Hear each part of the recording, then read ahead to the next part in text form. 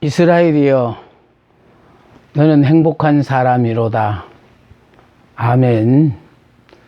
이 시간은 사무엘하 33번째 시간입니다. 아히도벨은 두뇌가 명석하고 다윗의 가장 친한 친구요, 안내자요, 모사였습니다.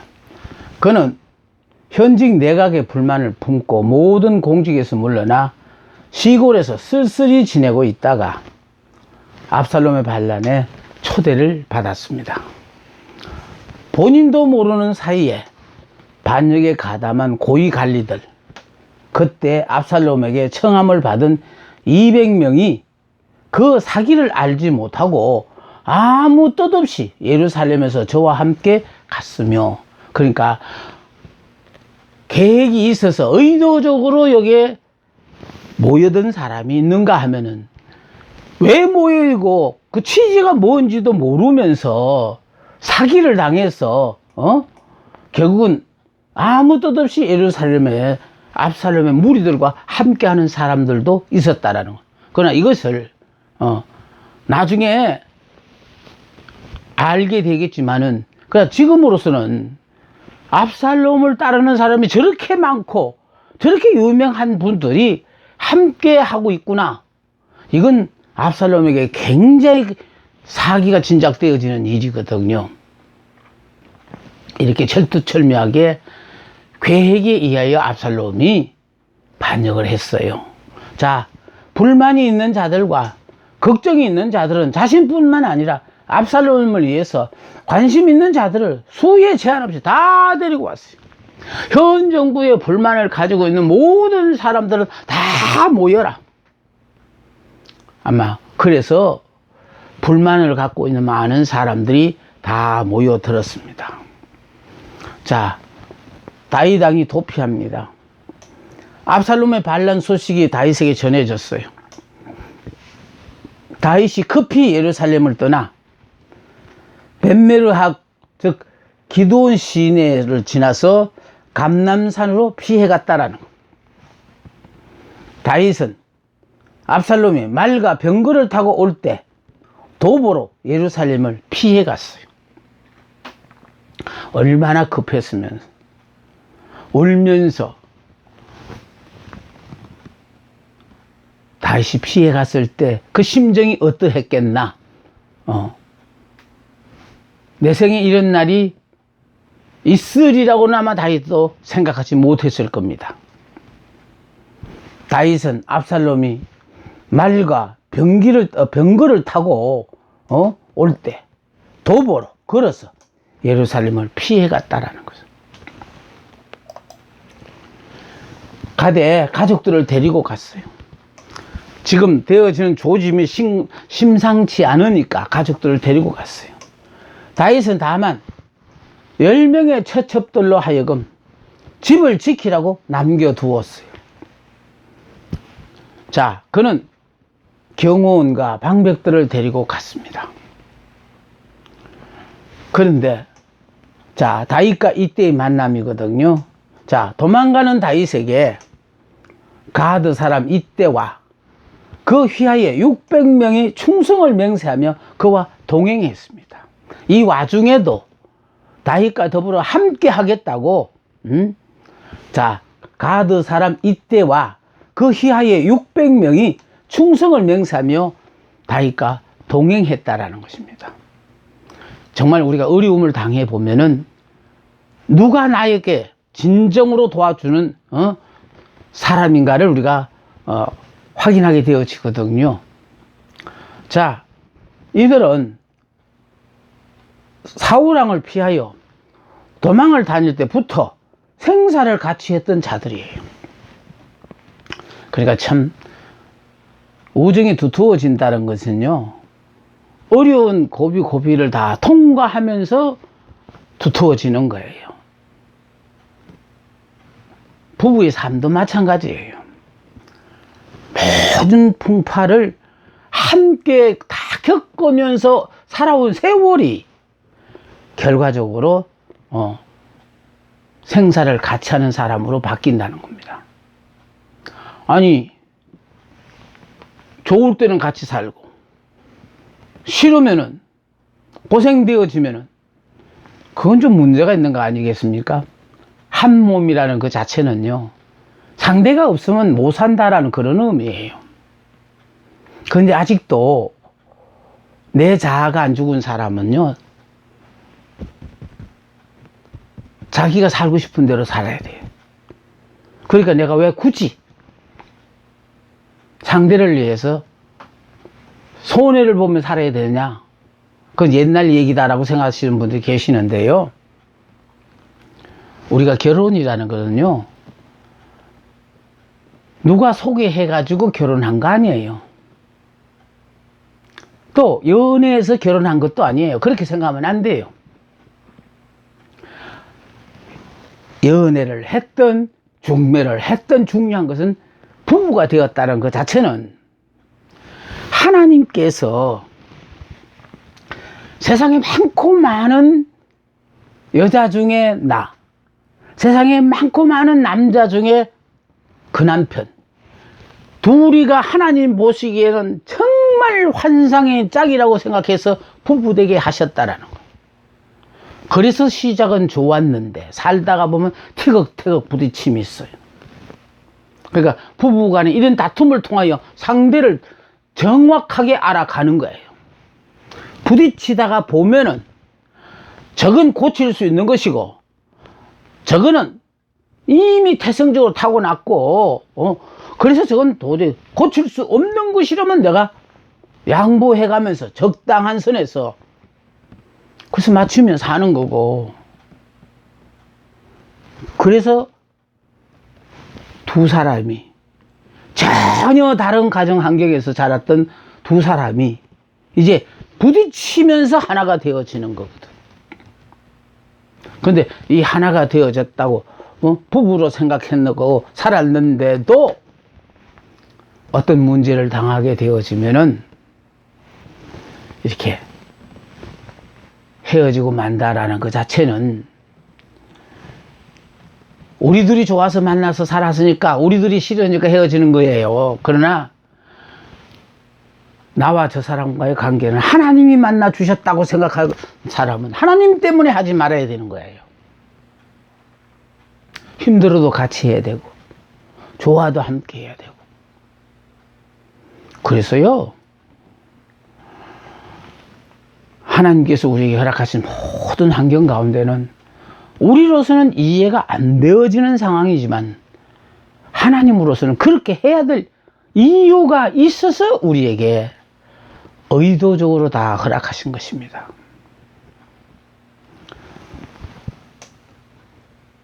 사울왕을 피하여 도망 다닐 때부터 생사를 같이 했던 자들입니다. 이후 이때는 다윗의 천부장이 되었어. 아발롬의 반역을 진압하는 데 공을 세운 자입니다. 다윗과 대제사장들, 다윗이 예루살렘을 떠나 피난길에 오르자 대제사장들도 하나님의 언약궤를 메고 선 다윗과의 동행길에 나섰다는 겁니다. 그러니까 왕이 있는 곳에 언약궤도 함께 해야 된다고.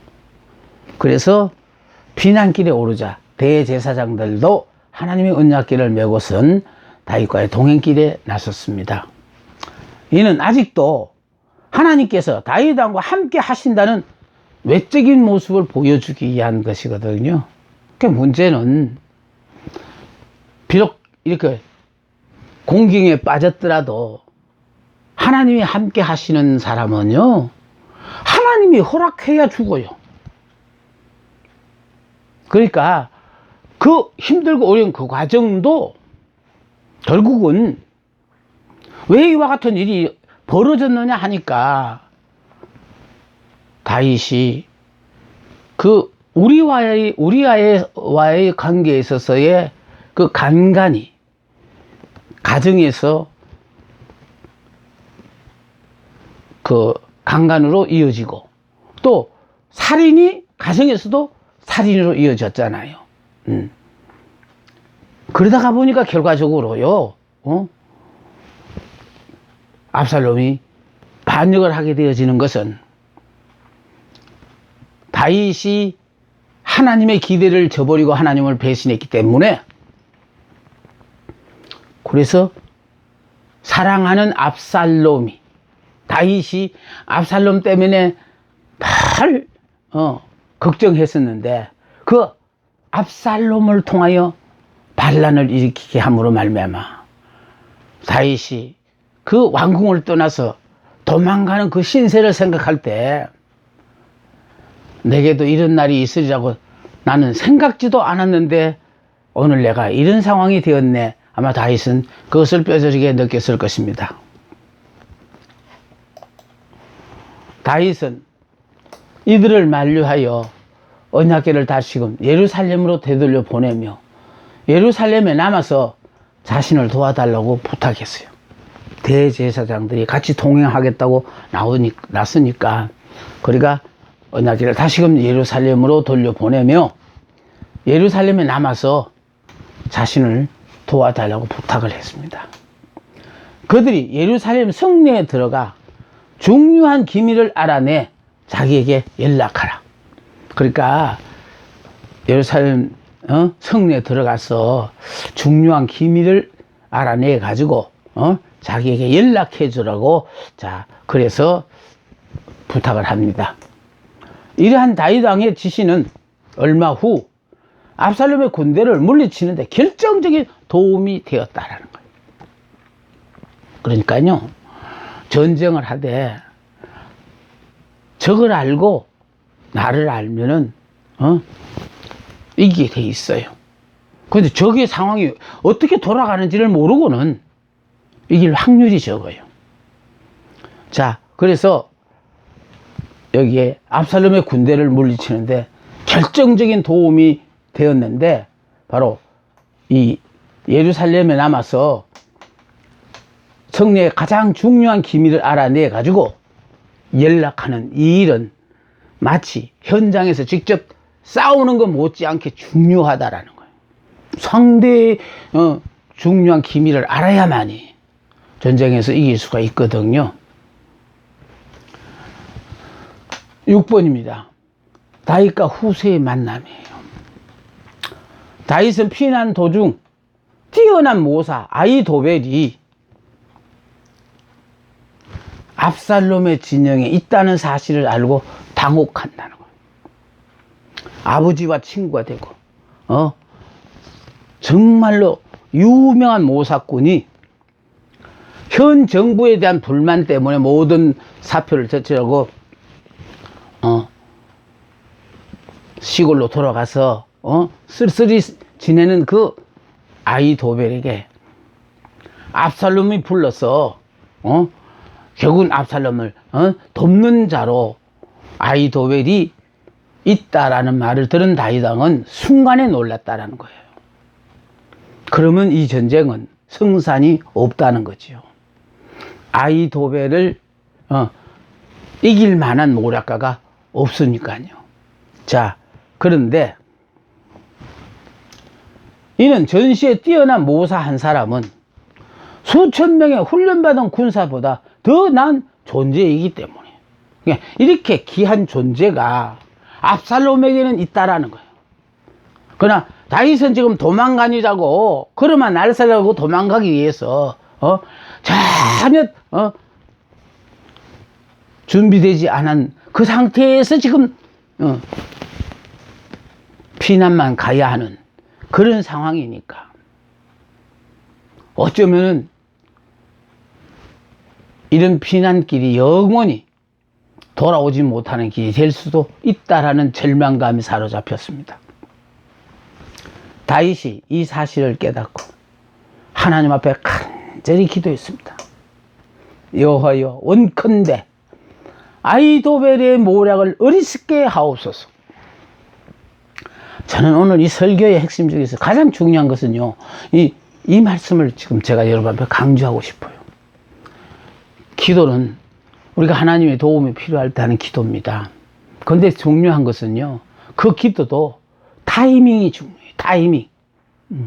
그 타이밍을 놓쳐버리고 나면은 결과적으로 내가 도움을 받을 수 있는 기회를 놓쳐버린다는 것. 그런데 이렇게 자기의 친구이며 뛰어난 모사인 아히도벨이 압살롬의 진영에 있다는 사실을 다시 듣는 순간에 당혹했던 이유는 그와 버금가는 사람이 우리나라에 없으니 이 일을 어떡하나 걱정이 되었다는 것 아닙니까? 그래서 다윗은요, 이 사실을 깨닫고 하나님 앞에 간절히 기도했는데, 보세요. 여호와여, 원컨대 아히도벨의 모략을 어리석게 하옵소서. 그러니까 결국은 그의 모략이 쓸모없이 되어질 수 있도록 하나님 해주십시오. 이 기도를 했어요. 그런데 문제는요, 아히도벨이 여기 있다는 걸 알고 다윗이 한갓진 시간을 얻어서 특별히 금식하며 기도하며 하나님 앞에 요구한 게 아니에요. 그 사실을 듣자마자 상황 판단을 한 다윗은 아히도벨이 압살롬의 편에 섰다라는 것은 나에게는 절대적으로 불리하다. 그러니까 아히도벨의 그 뛰어난 책략을 무시할 수는 없어요. 그러나 아히도벨의 그 모략을 하나님께서 어리석게 하옵소서. 그러니까 한순간 이 기도가 다윗의 운명을 바꿔놓는다는 것, 굉장히 난 중요하다고 생각하거든요. 그러니까 결과적으로 압살롬이 이 상황 판단을 하고 어떤 작전 명령을 상의할 거 아닙니까? 그럴 때 있어서 아히도벨이 제시하는 그 모략이 결과적으로 압살롬이 선택함으로 말미암아 다윗에게 치명적인 피해를 주는 그런 일이 되지 않고, 어리석게 하옵소서라는 말은 아무리 뛰어난 모략이라도 당사자인 압살롬이 그걸 선택하지 않으면은 상관이 없는 거거든요. 그러니까 원컨대 아히도벨의 모략을 어리석게 하옵소서. 나는 성경 공부 중에서 특히 이 부분에서 늘 생각하는 거예요. 야, 어쩌면은 압살롬 편에 아히도벨이 있다. 그러면 나는 압살롬을 이길 승산이 없다. 그러니까 하나님, 여호와여, 원컨대 아히도벨의 모략을 어리석게 하옵소서. 이 기도를 하면서 계속해서 이제 피난을 가는 거지요. 중요한 건 그거예요. 기도라는 거는 상황에 직면했을 때 하는 것이 아니라 앞으로 있어질 일을 위해서 하나님, 아히도벨의 모략이 어리석게 하옵소서. 하나님이 하시면은요, 아무리 뛰어난 책략이라도 그것을 선택할 압살롬이 결국은 무시해버리면은 뛰어난 책략이 필요 없는 거거든요. 그래서 여호와여, 원컨대 아히도벨의 모략을 어리석게 하옵소서. 다윗이 피난 도중 감난산 마루턱에서 아렉 사람 후세를 만났다는 거예요. 그러니까 결국은 아히도벨과 더불어 상벽을 이룰 만한 그런 후세라는 사람을 감난산 마루턱에서 만났다는 거예요. 다윗의 간절한 기도에 대한 하나님의 즉각적인 응답이 이루어진 것이에요. 그러니까 아히도벨의 책략, 모략을 어리석게 하옵소서 기도를 했는데, 그 기도를 하고 바로 감난산 마루턱에서 아렉 사람 후세를 만났다는 거예요. 그러니까 후세가 들어서 결국은 아히도벨의 모략을 어리석게 만드는 결과를 만들어내게 돼요. 자, 간절한 기도에 대한 하나님의 즉각적인 응답이 이루어진 것이다. 그래서요, 우리는 정말 타이밍을 놓쳐서는 안 돼요. 여러분, 우리가 언제까지 사실 것 같아요? 우리는 젊었으니까 오래오래 살 것이라고 생각하지만요, 솔직한 얘기지, 우리는 오늘 밤을 남겨봐야 알아요. 그러니까 젊다고 안 죽는 것도 아니고 늙었다고 반드시 죽는 것도 아니에요. 병들어 죽는다고 노래를 부르는 사람도요, 하나님께서 그가 이 땅에서 해야 될 마지막 일을 다 할 때까지 하나님은 살려놓으시더라고. 후세의 활약으로 말미암아 죽음의 위기를 넘길 뿐 아니라 앞서는 군대와의 전투에서 유리한 고지를 점령하게 되어진다는 거예요. 다윗이 기도하자마자 즉시 하나님의 응답이 아히도벨과 버금갈 만한 사람을 하나님께서 붙여주시고, 그로 말미암아 결과적으로 죽음의 위기를 넘기는 것 정도로 끝나지 않고 압살롬 군대와의 전투에서 유리한 고지를 점령하게 되어진다라는 것. 후세를 만난 다윗 왕은 아히도벨의 모략을 분쇄할 구체적인 작전을 후세에게 지시합니다. 예루살렘 성에 들어가 아히도벨의 모략이 압살롬에 의하여 채택되지 않도록 방해 공작을 하라는 거예요. 그러니까 아히도벨은 다윗에 대하여 적대감을 가지고 있다가 보니까 불만이 많으니까 아히도벨의 모략이 책정되면 안 된다는 거예요. 그래서 그걸 방해하라는 거예요. 너 임무는 굳이 나를 따라와서 도우려고 하지 말고 예루살렘에 돌아가서 결국은 압살롬의 정책을 결정하려고 할 때에 아히도벨의 모략을 택하지 않도록 너는 반대 의견을 내서라도 그 의견이 모략이 어리석게 되도록 그 일을 감당하라고 다윗이 후세에게 부탁을 합니다. 아히도벨의 모략을 분쇄할 구체적인 작전을 후세에게 지시한다. 예루살렘 성에 들어가 아히도벨의 모략이 압살롬에 의하여 채택되지 않도록 방해 공작을 하라는 거예요. 그게 후세에게 주어진 임무예요. 성내의 중요한 정보를 두 제사장에게 알리어 자신에게 전달하게 해달라는 것이었다라는. 그래서 성내 중요한 정보를 두 제사장에게 알려가지고 다윗에게 전달해 달라는 그 일을 후세에게 부탁을 하는 겁니다. 후세를 만난 다윗 왕은 아히도벨의 모략을 분쇄할 구체적인 작전을 후세에게 지시합니다. 자, 여기서는요, 압살롬의 반역으로 말미암아 자, 이렇게 정말 다윗 왕 편에 있는 사람과 또 압살롬의 편에 있는 사람으로 나누어지게 되었는데, 이 어려움을 당했을 때에 결국 모든 사람이 나를 다 등지고 떠나는 거 아니에요.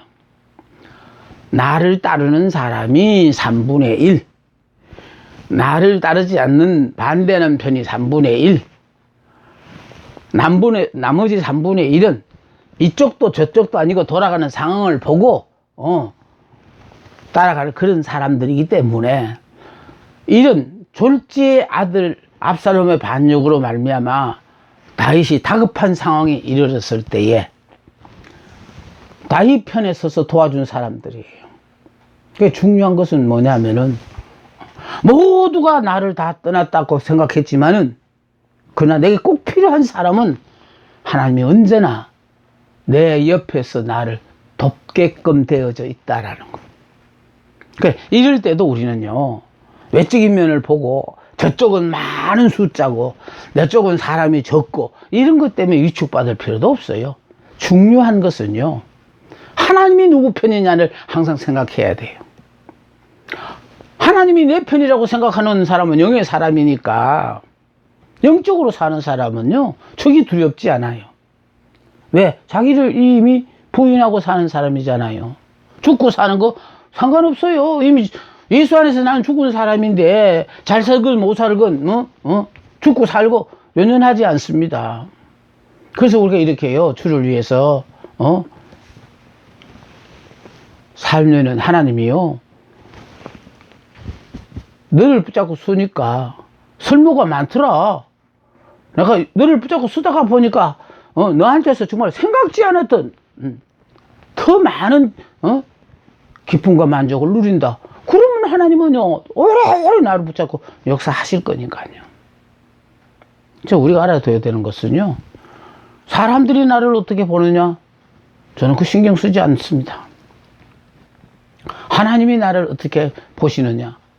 그래서 하나님 앞에 부끄럽지 않은 삶을 살려고 나름대로 최선을 다하고 삽니다. 이런 다윗의 어려운 상황에서 지금 배웠던 사람들을 정리한 거예요. 이때와 600명의 용사들이 있었고, 자, 다윗이 사울왕을 피하여 도망 다닐 때부터 생사를 같이 했던 자들, 또 이때는 블레셋의 유명한 용사였으나 이스라엘로 망명하여 다윗의 신앙 인격에 매료된 사람이라는 거예요. 그러니까 결국은요, 모두가 다 나를 싫어하는 것 같아도 그 중에는 내 인격에 매료돼서 나와 더불어 영원히 함께 하고자 하는 사람도 있다라는 걸 알고요. 그래서 우리가 하나님이 나와 함께 한다는 증거만 자연스러운 내 삶을 통하여 주변의 사람들 앞에 드러나기만 하면은 사람들이 나에게로 몰려오게 되어져 있어요. 자, 그런가 하면 이제 대제사장들요, 다윗 행정부의 종교 관리로서 오랫동안 다윗의 신앙 정책을 지지해온 일꾼들이에요. 또 조금 전에 공부했던 후세, 다윗 왕의 곁에서 정책을 논의하며 모의한 친구이자 고문관이에요. 자, 이들의 공통점은요, 이들은 한결같이 일찍부터 다윗과 동고동락했거나 아니면 다윗 왕의 위대한 신앙 인격에 매료된 사람들이라는 거예요. 그러니까 이런 어려운 상황에 처할 때 적과 아군이 구분이 되어져요.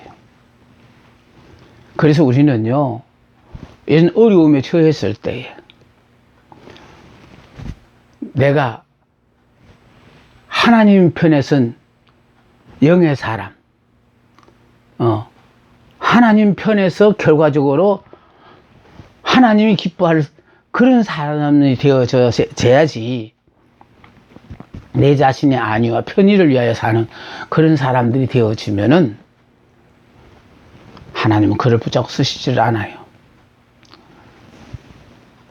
동고동락했거나 아니면 다윗 왕의 위대한 신앙 인격에 매료된 이런 사람들이 다윗을 추종하고 따랐다는 거예요. 자, 그런가 하면 여기 보세요. 우리가 알아둬야 되는 것은 압살롬의 반역이 15장이거든요. 자, 압살롬의 반역으로 말미암아 다윗이 망명길에 올라요. 자, 오르는데 15장에는 다윗에게 용기를 준 사람들이에요. 예, 다윗에게 용기를 준 사람들. 자, 이때와 그 휘하에 600명요. 또 대제사장 사독과 아비아달이, 또 후세, 이 사람들은 다윗에게 용기를 준 사람들이 15장에서 공부를 하게 돼요. 그런가 하면 16장에는 다윗에게 실망과 괴로움을 준 사람들이 등장을 해요. 그러니까 항상 우리가 어떤 문제가 생기면은 그 문제로 말미암아 나에게 도움을 주는 사람이 있는가 하면은 적극적으로 나를 반대하는 사람도 있다라는 거. 그 당연한 결과죠. 그래서 역사 흐름을 보면은 항상 시류에 따라 유행 따라, 그러니까 죽은 자의 행렬이거든요. 쭉 그들 그냥 떠내려가요. 죽었으니까 그냥 세상 물결에 따라 떠내려가요. 그러나 이렇게 떠내려가는 사람들 중에서 예수를 믿음으로 말미암아 이제는 회복의 역사, 그러니까 회개를 통하여 돌이켜야 되는 거예요. 그래도 많은 사람들이 회는 하는데 개를 안 해요. 후회는 하는데 고칠 생각을 안 해요. 그 인생 운명이 안 바뀌어요. 여러분, 이스라엘은 행복한 사람이라는 거는요, 옛사람, 육의 사람, 율법의 사람, 나는 죽었다라는 거예요. 그러니까 육으로 살지 않고 율법으로 살지 않는다는 거예요. 그러면 이제부터는 오로지 영으로 살고, 하나님의 말씀에 따라서 주어진 환경에 주신 환경에 무조건 순종하면서 자족하며 감사하면서 사는 삶을 사는 사람들이거든요. 그래서요, 문제가 생기면 항상 나를 도와주는 자들이 있는가 하면은 나에게 실망을 안겨주고 괴로움을 주는 그런 사람들이 나타나는데, 이게 16장에 나와요. 그래서 거기는 보면은 시바의 아침이 나오고, 시바의 아침이에요. 또 시므이의 저주가 나오고요. 아히도벨의 모략이 나와요. 그러니까 지금 우리가 압살롬의 반역이 15장인데 이 15장에서 자 압살롬의 반역으로 말미암아 다윗이 망명길에 오르자 다윗에게 용기와 희망을 준 사람들이 있는가 하면은 이제 다음 장 16장에서는 다윗에게 실망과 괴로움을 주는 그런 사람들이 나타나게 되었다. 네, 그래서 시바가 나타나고 시므이 그리고 아히도벨 같은 사람들이 나타나서 다윗에게 실망을 안겨주는 그런 사람들이 되는 겁니다. 자, 이제 16장을 공부하겠습니다. 압살롬의 예루살렘 입성이에요. 자, 시바의 위증. 무비보셋의 종 시바가 망명길에 오른 다윗을 찾아왔어요. 무비보셋이 누굽니까? 요나단의 아들이에요. 요나단과의 우정을 생각해서 다윗이 나라가 안정되어지자 요나단과 약속했던 약속을 기억하고 요나단의 후손이 혹시 살아있느냐고 확인하게 했더니 절름발이인 무비보셋이 있다는 걸 확인하고 무비보셋을 불러서 자기 아들들과 같이 왕자들과 같이 식사를 할 수 있도록 그런 은혜를 베풀었고 또 사울의 모든 그 재산들을 전부 무비보셋에게 돌려줌으로 말미암아 하루아침에 정말 죄인으로 숨어 살던 무비보셋이 사울왕 시절에 사울왕 때에 가졌던 모든 재산을 다 회복했는가 하면은 이제는 근심 걱정 없는 전적으로 하나님의 은혜로 사는 그런 삶으로 바뀌어져